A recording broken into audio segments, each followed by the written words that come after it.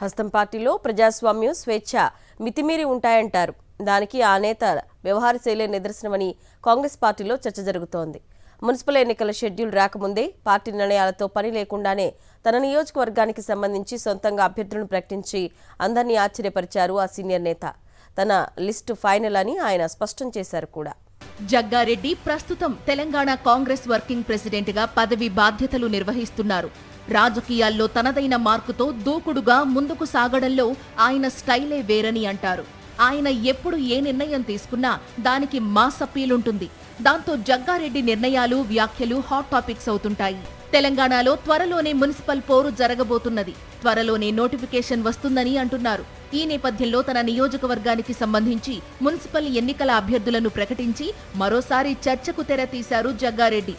ఓవైపు పార్టీలో మున్సిపల్ ఎన్నికలకు సంబంధించి కసరత్తులు జరుగుతుంటే, మరోవైపు పార్టీతో సంబంధం లేకుండా అభ్యర్థులను ప్రకటించి అందరికీ షాక్ ఇచ్చారు జగ్గారెడ్డి. పార్టీతో సంబంధం లేకుండా తన నియోజకవర్గ అభ్యర్థులను ప్రకటించడం జగ్గారెడ్డికి ఇది మొదటిసారేమీ కాదు. గత సర్పంచ్ ఎన్నికల సమయంలోనూ ఎన్నికల షెడ్యూల్ రాకముందే నియోజకవర్గంలోని అన్ని పంచాయతీలకు అభ్యర్థులను ప్రకటించి వారికి కాంగ్రెస్ పార్టీ మద్దతు ఉంటుందని చెప్పారు. గెలిచే బాధ్యత మీదే అంటూ భారం అభ్యర్థులపైనే వేశారు జగ్గారెడ్డి.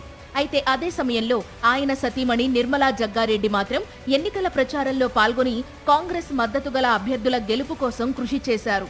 సంక్రాంతి తరువాత మున్సిపల్ ఎన్నికల షెడ్యూల్ వచ్చే అవకాశం ఉందని పార్టీ నేతలకు సంకేతం ఇచ్చారు సీఎం రేవంత్ రెడ్డి.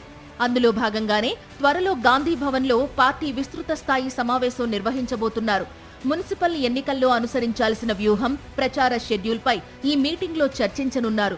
ఓవైపు పార్టీ పెద్దలు ఎన్నికలపై కసరత్తు చేస్తుంటే, వర్కింగ్ ప్రెసిడెంట్ జగ్గారెడ్డి మాత్రం తన నియోజకవర్గమైన సంగారెడ్డిలో municipal chairman, deputy chairman, councillor అభ్యర్థులను ప్రకటించి హస్తం పార్టీలో చర్చనీయాంశంగా మారారు. ఎన్నికల షెడ్యూల్ రానేలేదు. ఏ వార్డుకు ఏ రిజర్వేషన్ వస్తుందో తెలియదు. మున్సిపల్ చైర్మన్ పదవి ఏ క్యాస్ట్కు రిజర్వ్ అవుతుందో ఇంకా క్లారిటీ లేదు. అయినా సరే వాటితో నిమిత్తం లేకుండా జగ్గారెడ్డి తనదైన శైలిలో పార్టీ తరపున పోటీ చేసే అభ్యర్థుల పేర్లను ప్రకటించారు.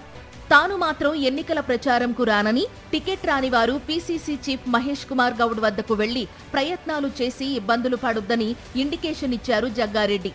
తాను ప్రకటించిన జాబితానే ఫైనల్ అనే సంకేతం ఇచ్చారు. మొత్తంగా అందరికంటే ముందుగానే మున్సిపల్ ఎన్నికల సమరశంఖం పూరించి హస్తం పార్టీలో చర్చకు తెరలేపారు జగ్గారెడ్డి. దీంతో జగ్గారెడ్డి రూటే సపరేటు అంటున్నారు రాజకీయ విశ్లేషకులు.